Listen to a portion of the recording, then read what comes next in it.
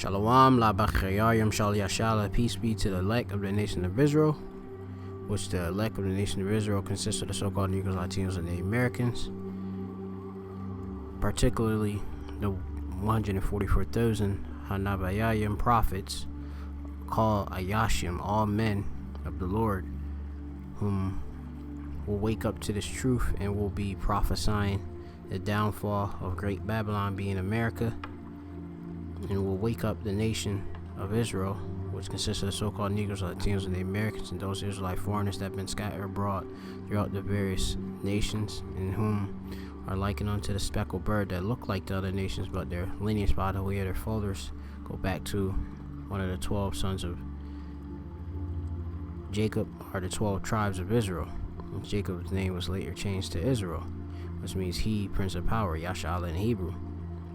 Of course, you got the rest of the innumerable multitude, 1/3, which are men, women, and children, which will believe in the words which the prophets shall speak, which the prophets speak the word of Yahweh Shem Yahushai, and they will, of course, be sealed.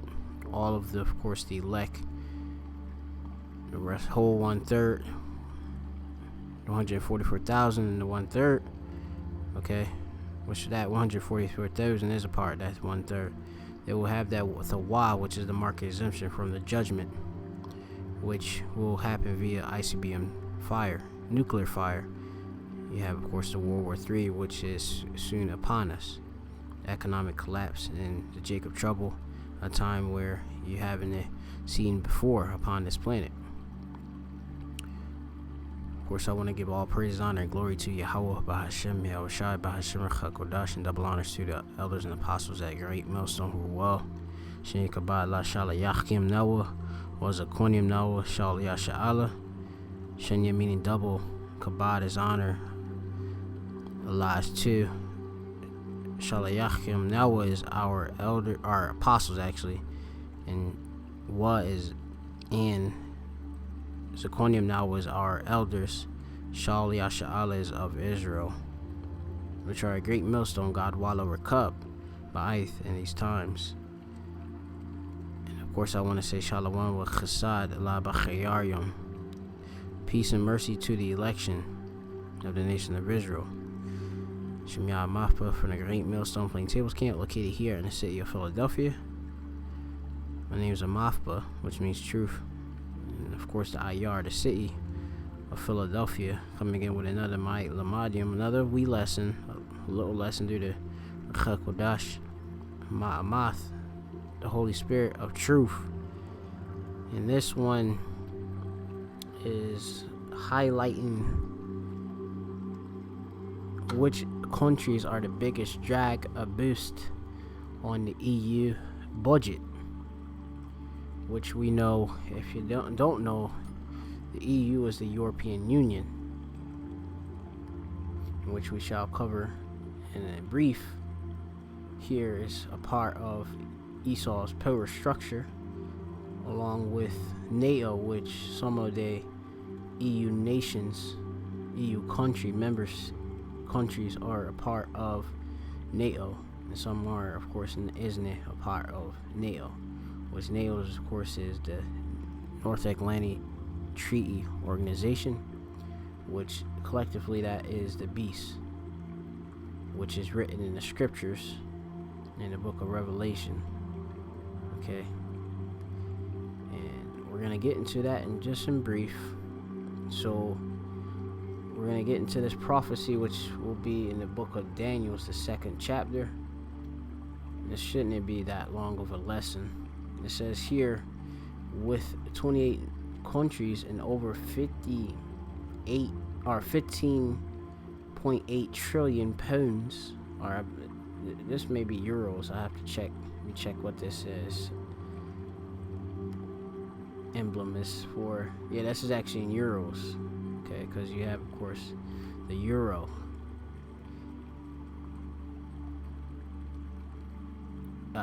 It goes on, it says trillion in the 2008 GDP, which is the gross domestic product, which, of course, you got the gross domestic product,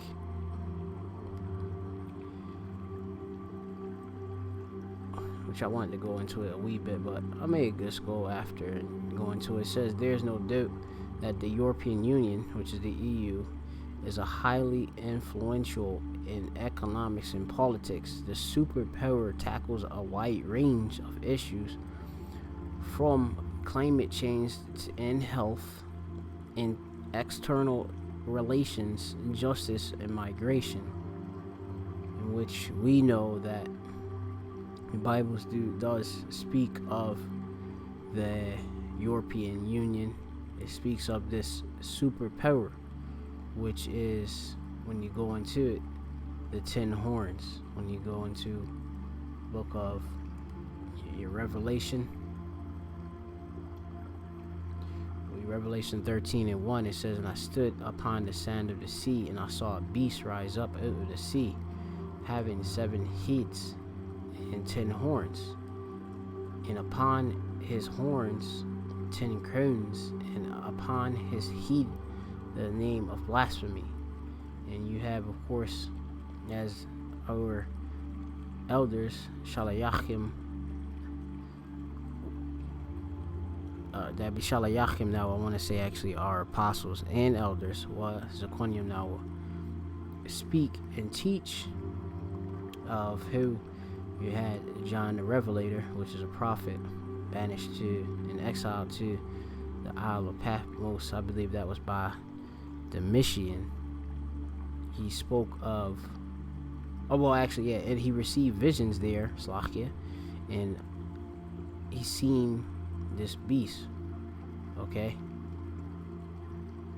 which of course you had, of course, John was during the Roman Empire, okay, and of course you have what we're in the new, which is the rebirth of the Roman Empire, which we will cover in brief in this lesson.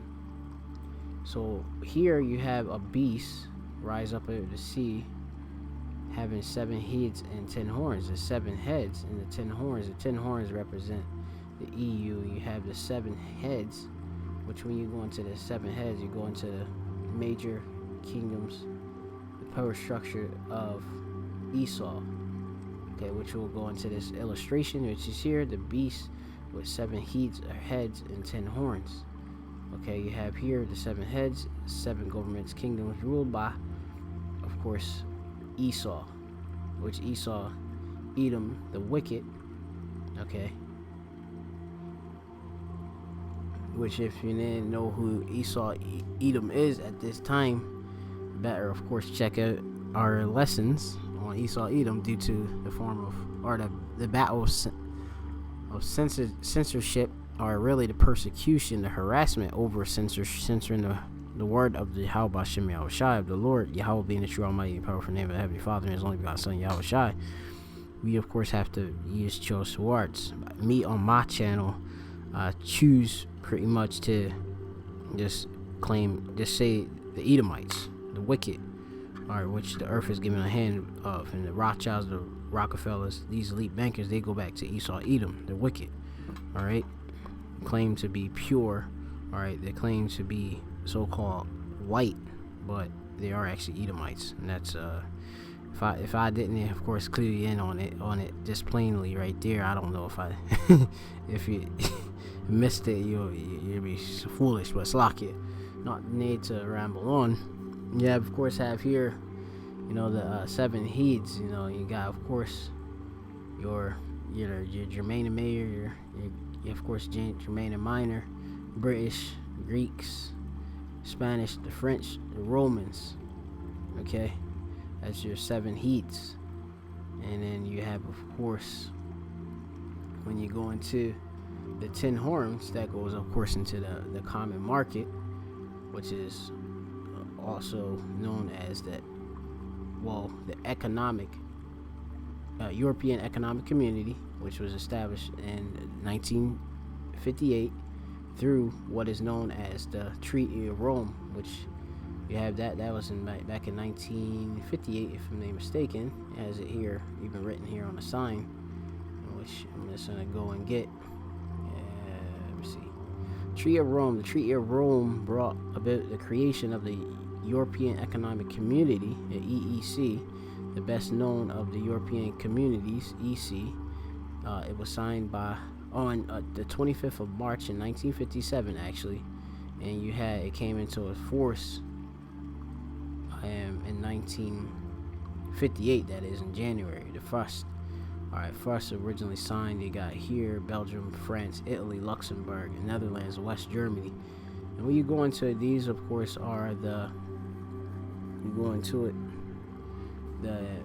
10 horns and such, which I thought now you have, of course, I believe 28 member states, but originally they're stemming from the original 10.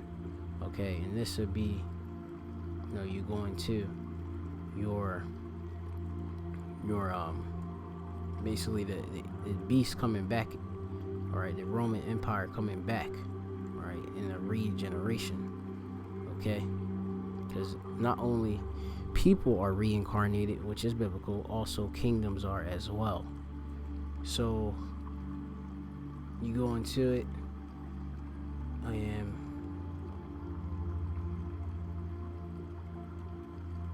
here, which I just showed you. I just briefly gave you some things, all right, which I'll go into it off the sign just to give you a wee bit more information.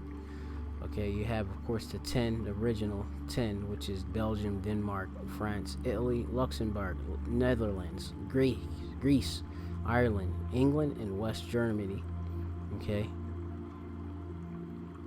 and you have it here. They're the 10 horns. Okay, EU, and today is 28, but they stem from these original 10.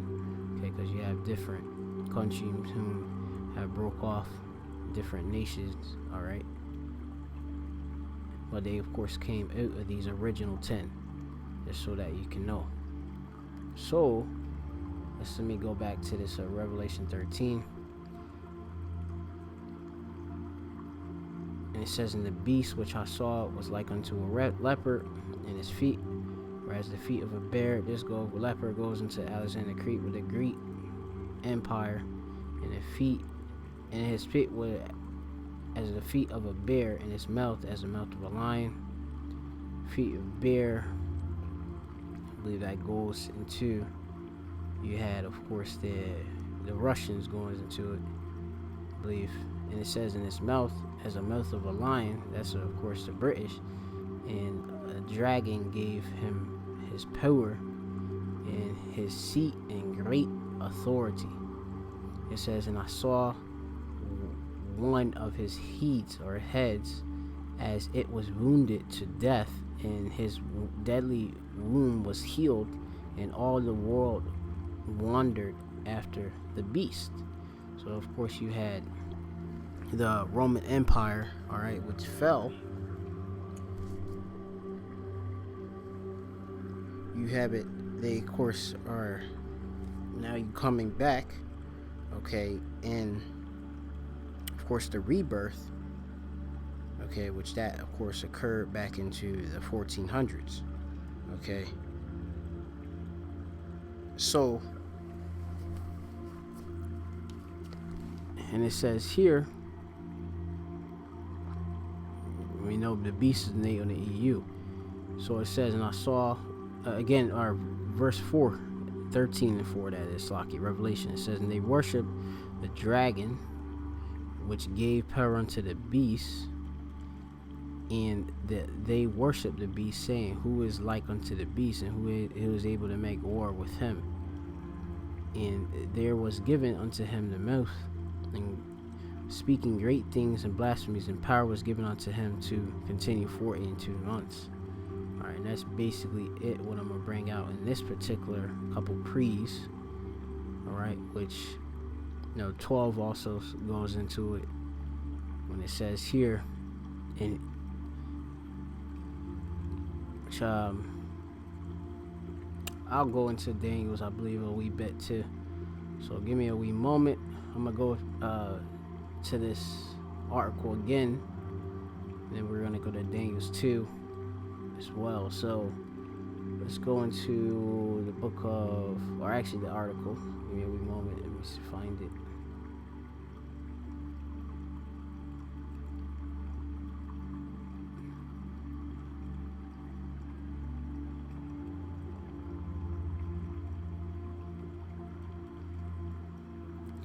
Okay, so yeah, it says so which are the biggest countries are biggest to drag abuse on the EU budget? Okay, now just so that you can go and get this in prophecy, you go to the book of actual Daniel's, the 2nd chapter. Okay, which you had, of course, Daniel. He received a dream, and he actually seen the kingdoms, okay, which are ruling or have ruled the major kingdoms. Which, when you go into the major kingdoms, you had, of course, the Babylonians, okay. You had, of course, the Persian and the Medes, the Greeks and the Romans, okay. And we are in the rebirth of the Roman Empire, okay, which we're going to get into. Because I believe it was Nebuchadnezzar, it was a Syrian, of course, came to Daniel, which he wanted the interpretation of a dream which he seen, and of course the prophets have the interpretation, which in this case it was Daniel, and he seen, of course, when you go into a statue, which when you go into this statues, we are at the last legs of that statue, which, just so that you know, I'm gonna go down to it.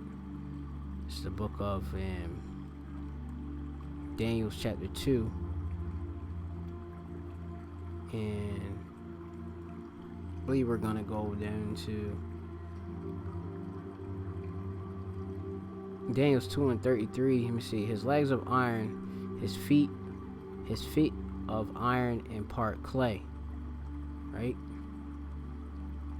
And it says, thou sawest till that a stone was cut out without hands, which smote the image, which upon his feet that were iron, was of iron and clay, and break them into pieces. Which you're on the last leg of the Roman.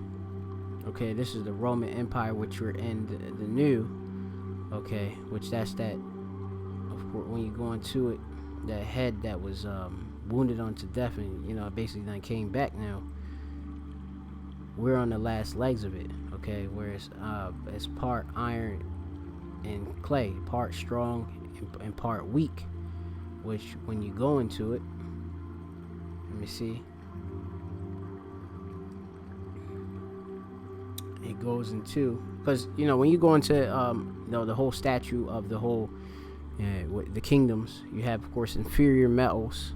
Okay, you have gold, and then you had, of course, which is the head, and then you have, of course, the silver, and then you had, of course, the brass, and then you have the iron. Okay, ones that are stronger than the other and such. Okay, which you have ones that are higher in value, but of course at the end, which is more stronger. Okay, as what you understand about this current system we're in, it takes up after all of the different past kingdoms. Okay, it just amalgamated itself within it. Okay, and that's all about Esau. Okay, that's what Esau does. He goes about and he take other other kingdoms, philosophies, which he's conquered, okay, and he placed it within his own, okay, which the earth is given unto the hand of the wicked. Okay, so I'm gonna go down to Daniel's chapter I'm gonna go down to, this is Daniel's 2 and 38. It says, and whosoever, actually I'm gonna start at Daniel's 2 and 37. It says, and thou, O king, art the kings of kings, O Slakia. I'm gonna read it again. Slakia for, of course, messing up with my reading. It says, thou, O king, art a king of kings, for the power Yahweh Shem Shai of heaven hath given thee a kingdom, power, and strength, and glory. And whatsoever the children of men dwell, the beasts of the field and the foes of the heaven, hath he given unto thine hand, and hath made thee a ruler over them all. Thou art his head of gold, in which you had, of course, Nebuchadnezzar. He was that head of gold. All right, which that's what Daniel broke down in or interpretation, okay, of the actual vision which he's seen, which I believe, of course, that then what's that? They're going to that Neo-Babylonian empire was very glorious and decadent and such. Okay, gold. All right, so reading on, it says here, Daniel 2:39, and after thee shall arise another kingdom inferior to thee. It says, and another third kingdom of brass, which shall bear rule over all the earth. All right, you go into the brass, that of course going into your actual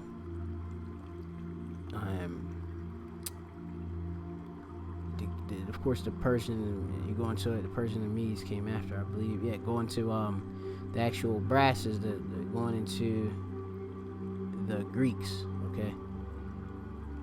Alexander, and then of course he had his 4 generals. It says, in the 4th kingdom shall be this is now the 4th kingdom which you're in now, all right, which is Roman Empire, but we're in the rebirth, okay? And there's actual usually you could go on like Google and you could see the Daniel dream. Let me see, Daniel dream statue. Okay, you got it here. You can check out the images here.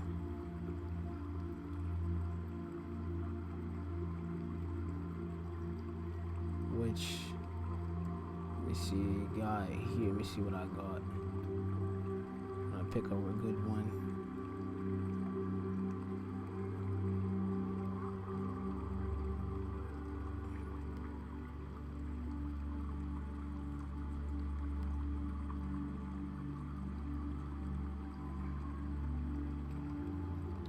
Give me a wee moment as it comes up.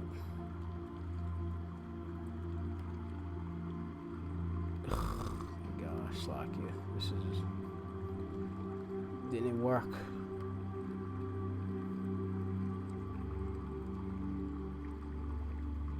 Okay, so you have, of course,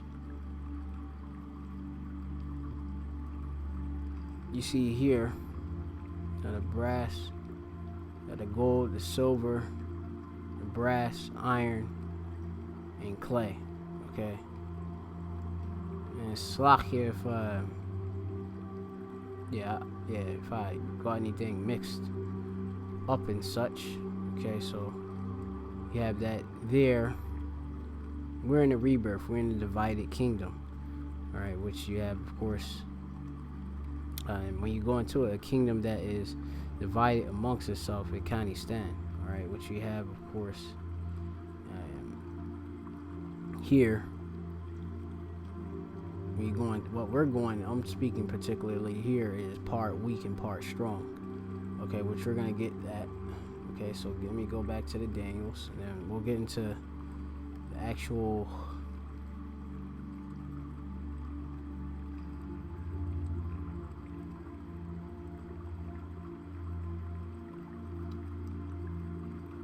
Alright, so going back, Daniel's 2:39. Slovakia, if I'm mixing that. Let me see if I can make a correction.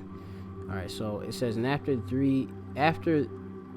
three shall arise another kingdom inferior to thee, another third kingdom of brass. Okay, and it says, which shall bear rule over all the earth. Going forward, it says, and the 4th kingdom shall be strong as iron, for as much as iron breaketh in pieces and subdueth all things. And this here you have, of course, the Roman Empire. Okay,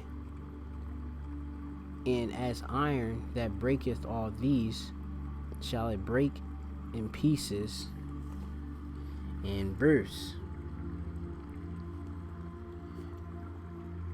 It says, verse 41, and whereas thou sawest the feet and the toes, part of the potter's clay and part iron, the kingdom shall be divided, but there shall be in it of the strength of iron, for much as thou sawest the iron mixed with the miry clay. And as the toes of the feet were part iron and part of clay, so the kingdom shall be partly strong and partly broken. And it says, verse 43, and whereas thou sawest iron mixed with miry clay, they shall mingle themselves with the seed of men, but they shall not cleave one to another, even as iron is not mixed with clay. So you have here the current setup which we're in.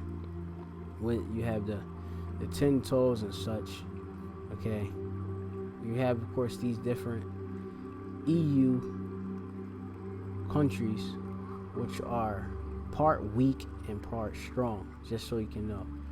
Strong, of course, you have it where you have the stronger nations and you have the weaker ones, all right, economically we're speaking.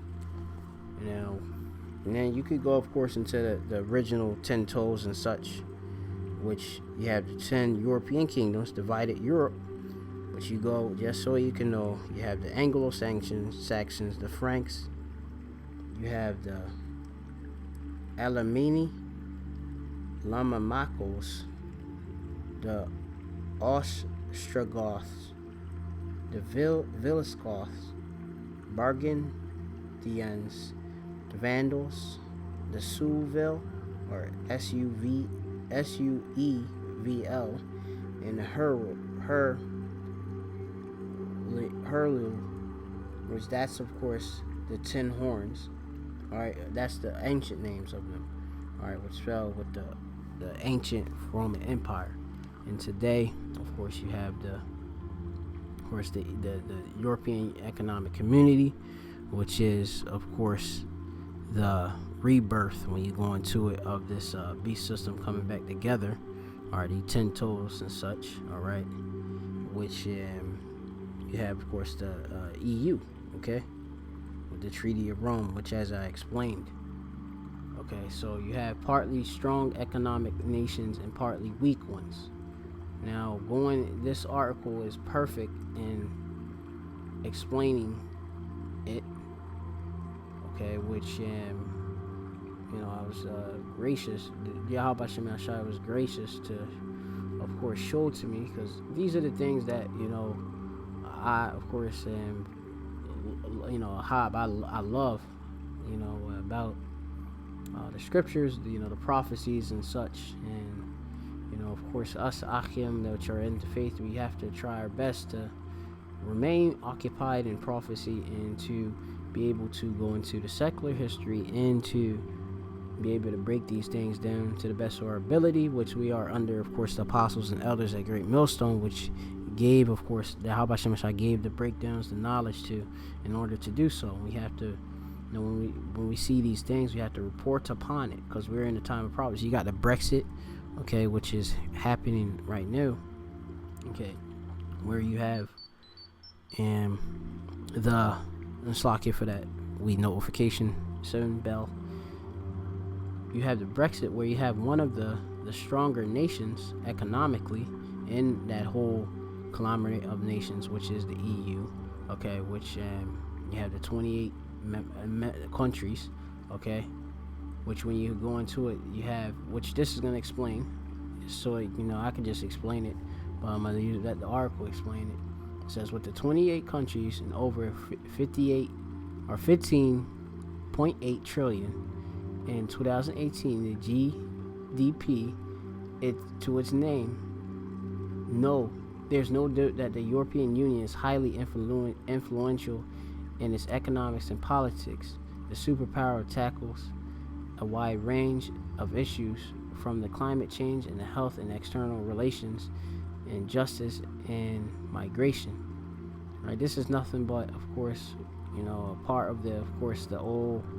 You have this whole Roman system, okay, which is have it, Roman army. You have it. They were strong, okay, militarily and such, okay, and you of course had these various vassal states and such too, which had, of course, they're, as you have it, they're basically like little we tributaries, okay.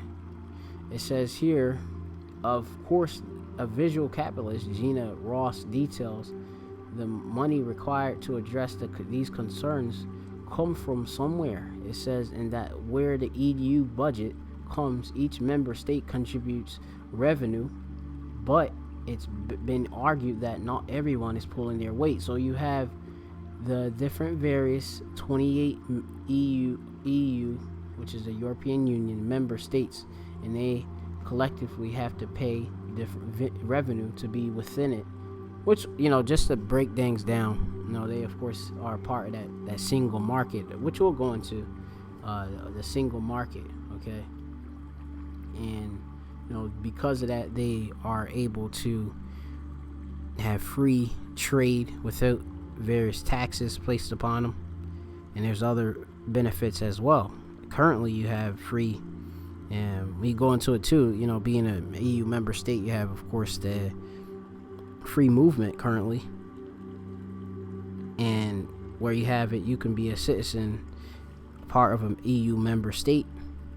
Say like you're in Poland, which is a weaker EU member state, you can move through any of the other 27 member states and work there without any new immigration documentation and such, okay.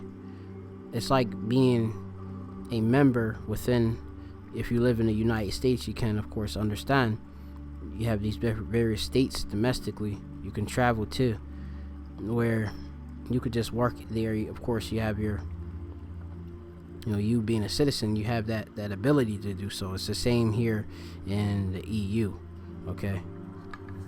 So going on, it says here, you have, of course, these different member states, which are, when you go into it, you have Germany, which is the most powerful economically country there, is the top of the net contributors to the EU budget. And of course, behind that, you have the Great Britain, all right, British, all right. You have, of course, France, Italy, and the Netherlands, okay. And now you have it where these powerful countries, like say for example, the United Kingdom, they of course they believe that they can do better economically by leaving the EU. They want their sovereignty, but they want, of course, to strike various deals to continue the relationship with the EU, which they want to leave, which this is going into the Brexit, which is the British exiting the EU.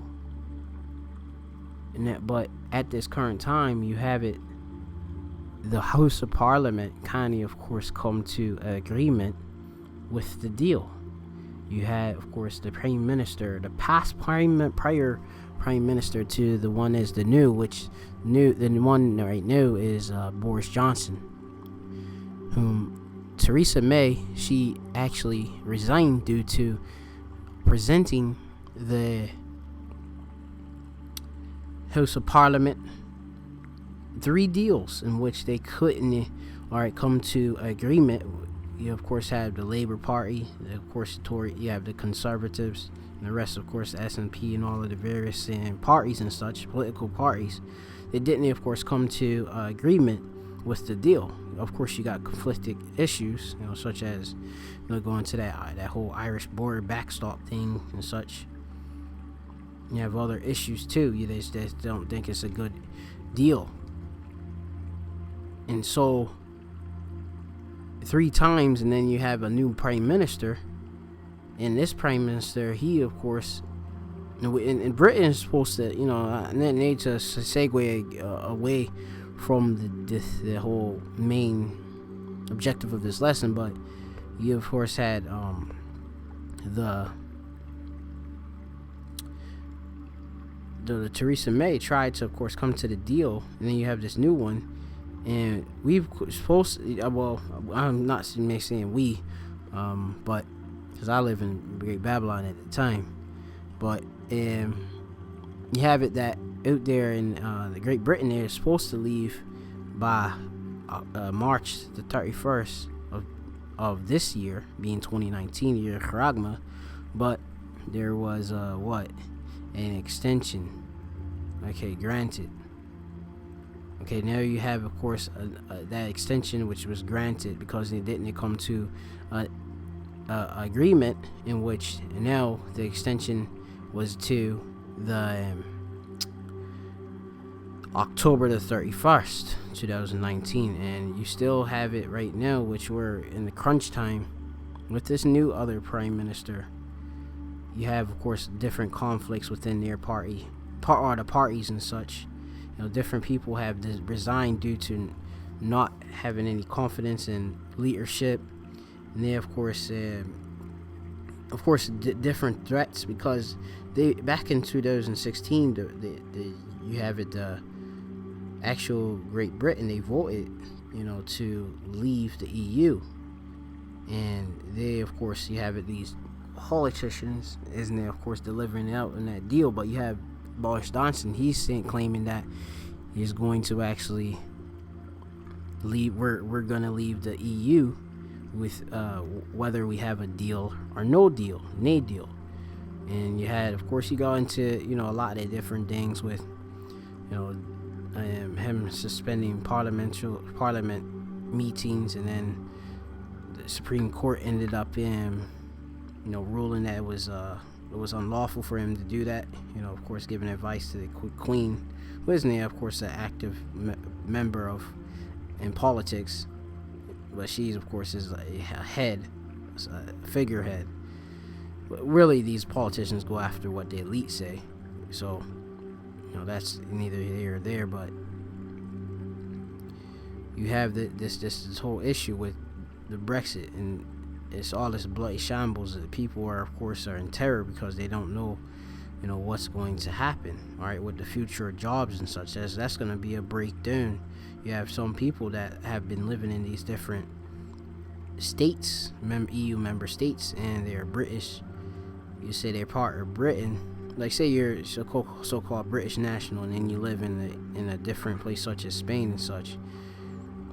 And then of course immigration, they of course are fearful of what I'm supposed to do with my family, my life and such. Okay, then you'll be literally kind of like a an immigrant, okay, there, because things got to be worked out, especially if there's no deal. It's a lot. So I have to go in that to another lesson. But just going to Germany, UK, France, okay, these are you go into it, the top contributors to the EU budget. All right, you can click this, I can click it, just enlarge it. All right, what's the major point of contention? While some member states shoulder most of the financial burdens, others rake in an inordinate share of benefits. All right, so you say UK doesn't want to pay this anymore, to give you all these contributors, they can save that money and benefit their own kingdom. All right, that's what they're looking at, okay, because this money, as you see it, they look at that we can use it, we can utilize that money instead of giving it to these other basically the EU. All right, complete. Okay, so you have the weaker nations, all right, which these are beneficiaries to the EU budget. Poland primarily invested in the growth of jobs, which likely contribute to the country's rising GDP, gross domestic product, and employment rate. All right, it says here that the political chaos of Brexit has highlighted the complicated relationship between the member states and the European Union. In fact, In a recent surveys, the European Commission revealed that nearly half of EU respondents don't trust the EU. Okay. When population is taken into account, the top contributors and beneficiaries shift. Okay. And then it just goes into, some of the different things. They have the total EU revenue. Okay. Which is, you have it 500 or 1,058 600 million, I believe this is euros. You have the expenditure, the spendings here total. Alright, so you can go into this fund. You got different global, funds, foreign policy, humanitarian. You have, this is different things that you have some of this money that goes to and stuff. As I can see at this time, it says allowed the U.S. Our EU to mobilize funds for unforeseen events. This way the money is basically spread out. You can see, but this the main thing is here. This is what I'm looking at. Okay, and you have the weaker nations and such. Okay. Now, as it's something called pigs, which let me see. I can probably see if I can pull it up. Let me see too, but I pretty much have covered what I wanted to cover. Pigs. Let me see. Economics. Okay, so sorry.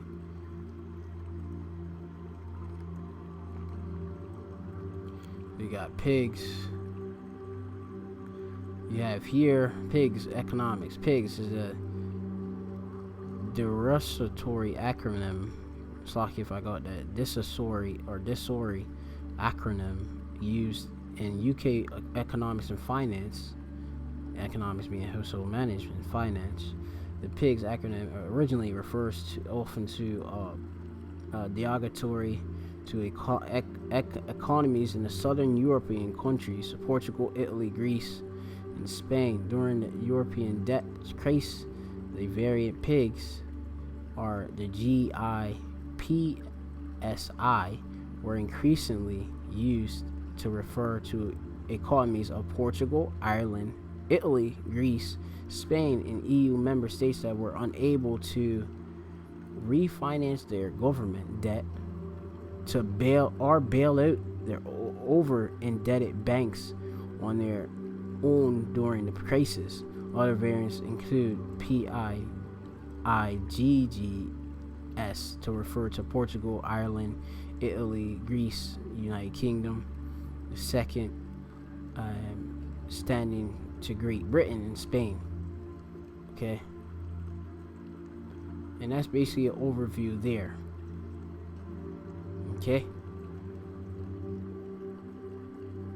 so going back to the article, original article. Let's see if I can pull it up. This is something else.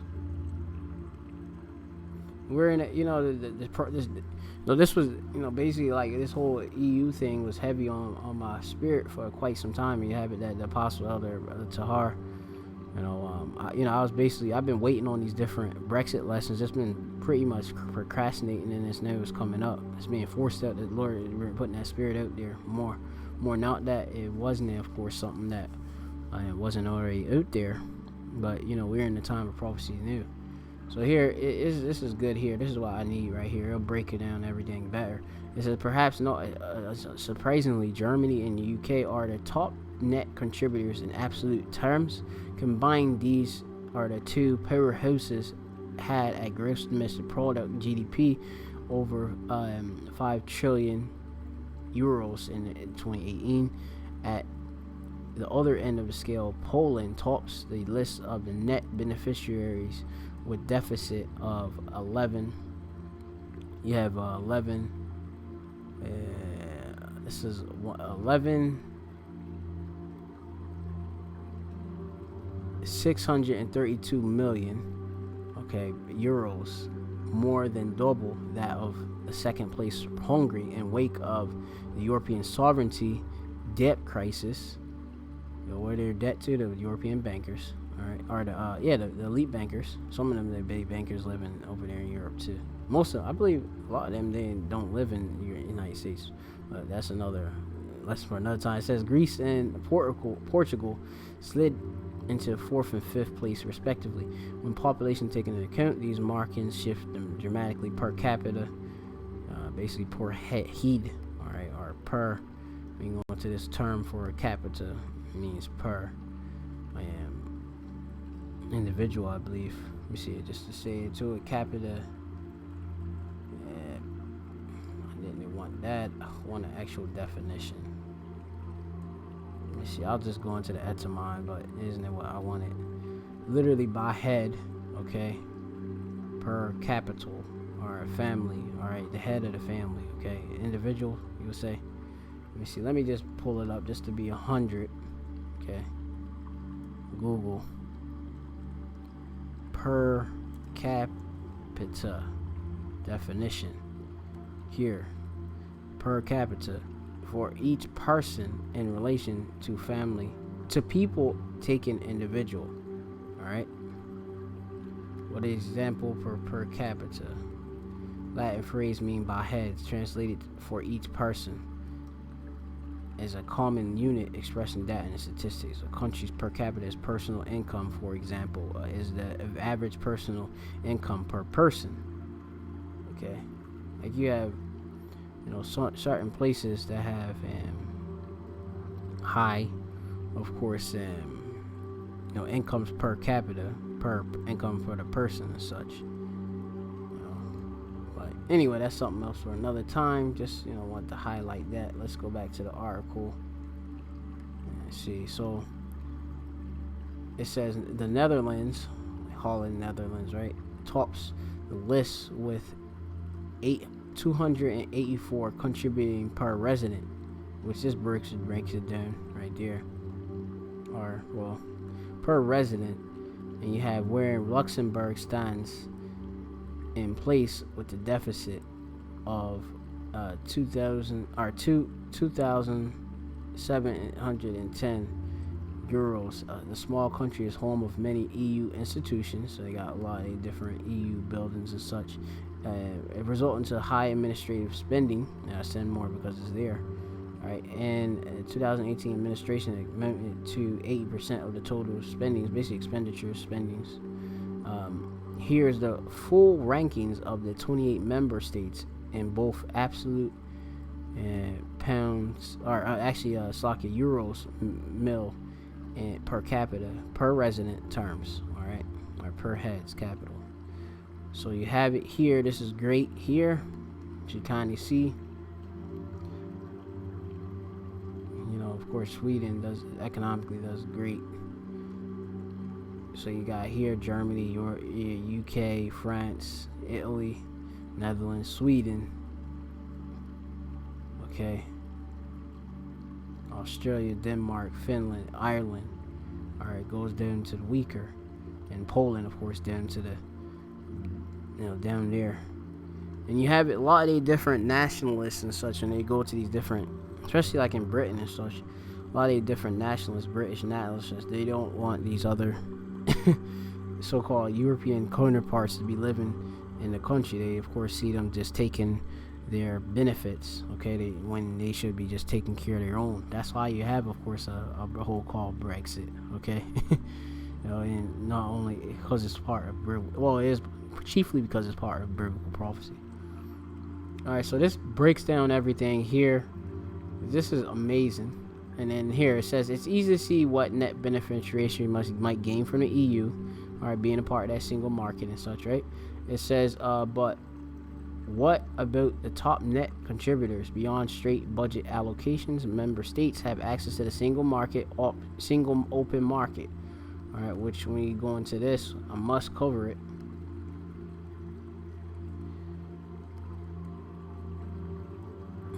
So I briefly explained.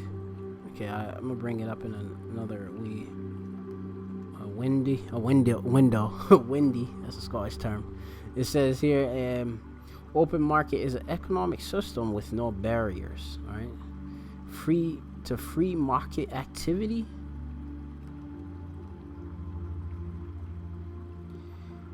It says also anyone can participate in open market, which is characterized by absence of tariffs and taxes, licenses, requirements, and subsidies, unionization, and other regulations or practices that interfere naturally functioning operations. Open markets have a competitive barrier up to entry, but never any regulatory barriers to entry. Right, so like say like for example, when the British leave the EU, which Lord willing without a deal, they're going to be subject, they're going to be out, of this, that single market and such, and they're going to have to pay, they're going to suffer economically. So it says open market explained. In the open market, the pricing of goods and services are driven predominantly by the principle supply and demand, with limited interference or outside influence from the large conglomerate of government agency. Open markets go hand in hand with free trade policies and are designed to eliminate discrimination against import and exports. Buyers and sellers of different economies may voluntarily trade without a government applying tariffs or quotas, subsidies, or prohibiting on goods of service. When you of course have this Brexit and such, you're going to have it where the goods and services are going to have to go through customs, going to have to be checked. Okay, with the no deal, that's gonna screw up a lot of the different trade and such. Okay, it's gonna slow everything down. Okay, because it's not things that ain't going to be able, they're going to be able to travel freely. Okay, it's like like here in the United States, when you're within the United States, in Babylon, you have it where you have goods brought here, they brought from other places and such, and then domestically you can just go freely and sell it, wherever. Okay, Slocky, I can take that back, because certain places does have taxes, different states and such. You have that because Esau is just greedy, but in general and such, you can of course make different deals, without these charges and such, because you're within the states and such. Okay, but you have it with just being without out of this single market. There's penalties. Just put it there plainly. All right. Barriers. Okay. Open markets are considered highly accessible, with few, if any, boundaries preventing a person or entity from participating. United States, Western Union, and Australia are examples of relatively open markets. Most markets are neither truly open and not generally closed. All right. And, I could go into that in another lesson. Let's go back to this article again. Going back and forth. So it says here, and benefit the political clout of the 28 member country. Among the perks following the money. So how does the EU collect its revenue? What does it spend its money on? Revenue is broken down into four main categories. You got the value added tax, you have gross national income, you have traditional own resources, and other revenue. Yeah, of course, got this, revenue might include also budget surplus from the previous year.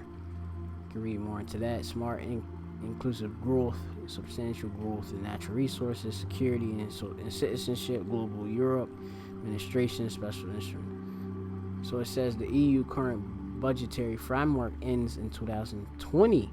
A proposal for the 2021 to 2027 budget has already been set forth, and the council meetings are ongoing. With Brexit twice postponed, deadline looming, which I've mentioned.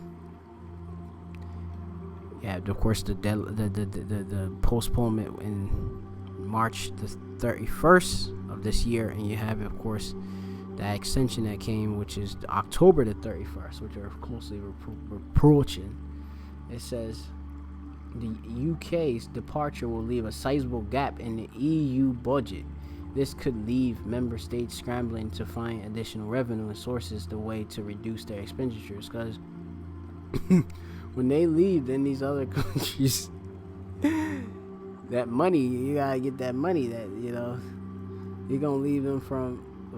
They gotta look to find additional revenue sources, and they have a reduce and ways to reduce basically their spendings, okay?